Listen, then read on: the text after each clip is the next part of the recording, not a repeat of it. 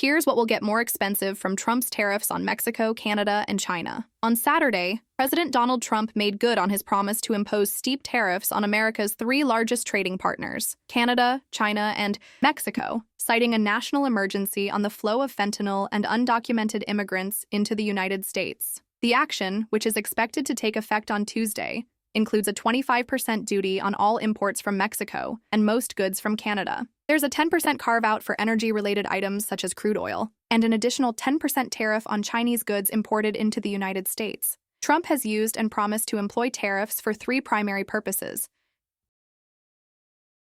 to raise revenue, to bring trade into balance, and to bring rival countries to the negotiating table. However, economists warn that these moves negatively impact American businesses and consumers, many of whom are still reeling from the sharp rise in inflation in recent years. The U.S. Chamber of Commerce warned Saturday that tariffs won't solve the years-long issues at the borders and instead threaten to upend supply chains and raise prices for American families. Consumers are going to be clearly worse off, Sung-Won Son, professor of finance and economics at Loyola Marymount University and chief economist at SS Economics, told CNN on Saturday. When you talk about a tariff, it's an economic war, and in war everybody loses, he added. But hopefully we will come to some better results and conclusions as a result of the pain and suffering that we will go through. About 1/3 of U.S. imports come from the three countries Trump targeted Saturday.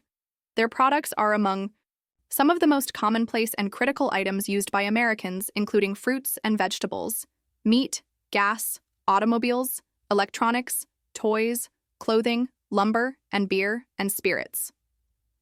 Food Mexico and Canada supply a significant share of several key food categories. For example, Mexico is the largest supplier of fruit and vegetables to the U.S., while Canada leads in exports of grain, livestock and meats, poultry, and more. Agricultural products from Mexico and Canada, in particular, could become more expensive for consumers, as grocery retailers operate on thinner profit margins than most industries. With little room to absorb higher tariff costs, the grocers may have to pass them on to shoppers. Although the U.S. typically exports more agricultural goods than it imports, the value of imports has increased faster than that of exports in the past decade, according to the U.S. Department of Agriculture. Additionally, climate change has increased U.S. reliance on countries like Mexico, where growing conditions are more favorable. Last year, the U.S. imported $46 billion of agricultural products from Mexico, according to USDA data. That includes $8.3 billion worth of fresh vegetables, $5.9 billion of beer, and $5 billion of distilled spirits.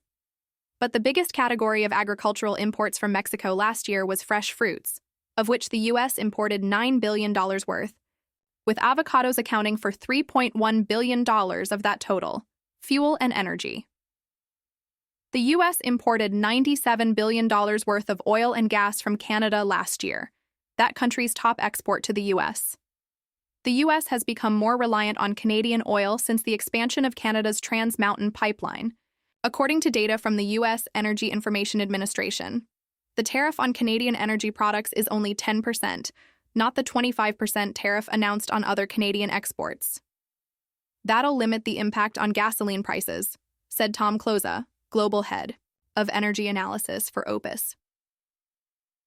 Another factor is the time of year. Gas prices are typically near a low for the year in February due to weak demand. If the tariffs stay in place through summer, the impact will be greater, he said. And while the impact isn't expected to be felt equally nationwide, it likely will hit America's heartland the hardest. Most Canadian oil is shipped to Midwest refineries via pipeline, Kloza said. The states most likely to be affected are Idaho, Illinois, Indiana, Iowa, Kansas, Kentucky, Michigan, Minnesota, Missouri, Montana, Nebraska, North Dakota, Ohio, Pennsylvania, South Dakota, and Wisconsin, he said. Interestingly, 12 of those 16 states begin February with an average retail gasoline price under $3 a gallon, he said. That probably won't last. Cars and car parts. The U.S. imported $87 billion worth of motor vehicles and $64 billion worth of vehicle parts from Mexico last year, not accounting for December, the top two goods imported from there that year, according to Commerce Department. Data. December trade data is due out next week.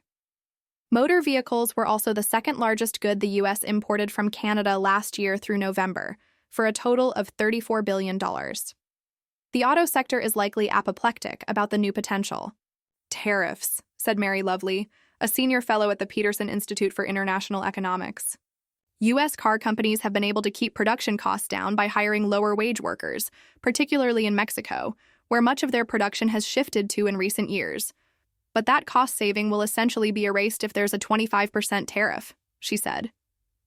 Car manufacturers are unlikely to move their production elsewhere, given they've made sizable investments in existing plants in both countries, and it is difficult to source all the raw materials to build cars and their parts from other places.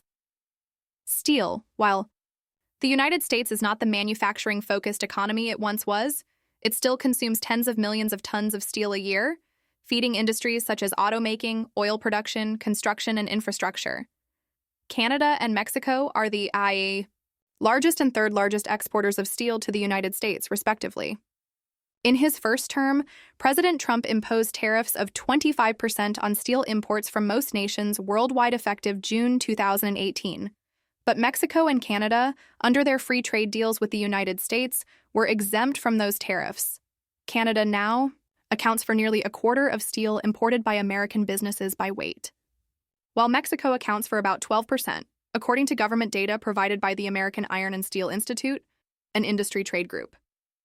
However, there is empirical evidence showing that the 2018 tariffs on steel and aluminum did raise prices. One Sohn said, noting a 2020 Federal Reserve study that found an increase in producer prices, which eventually were passed along to consumers. Beer and alcohol, beer and liquor may be recession-proof, but they're certainly not tariff-proof.